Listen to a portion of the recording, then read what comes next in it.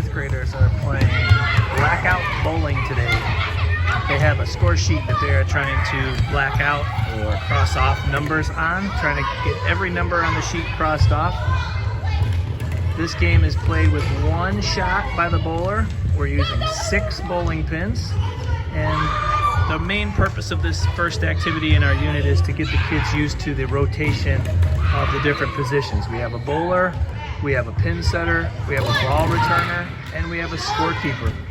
And then they will figure out how to rotate through the different positions. And we'll kind of go over that and teach that at the beginning. So basically they roll whatever they knock down. The scorekeeper marks it off on the sheet. Good, just like that. And they're going to try to get their entire sheet blacked out. There's a 3. Scorekeeper can mark off the 3. See how the ball returner quickly runs up to the front. And now they are ready to bowl because the pin setter has set up the 6 pins. Ready to go again. There's a 5. They're going to mark off a 5. Trying to get that whole sheet blacked out today. Now our rotation is up here on the screen. So with groups of 4, it kind of looks like this. We have our bowler. After you bowl, you come and do the score. After you do the score, you're in charge of pins. And the ball returner's job is to take the ball and go become the next bowler.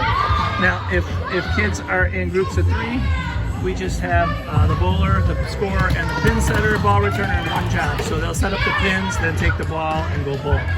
So that rotation is important because we use that for all of our different bowling activities.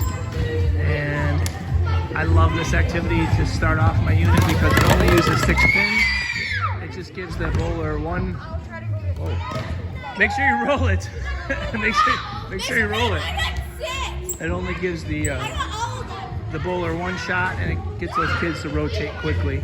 And that's a look at our Blackout Bowling activity.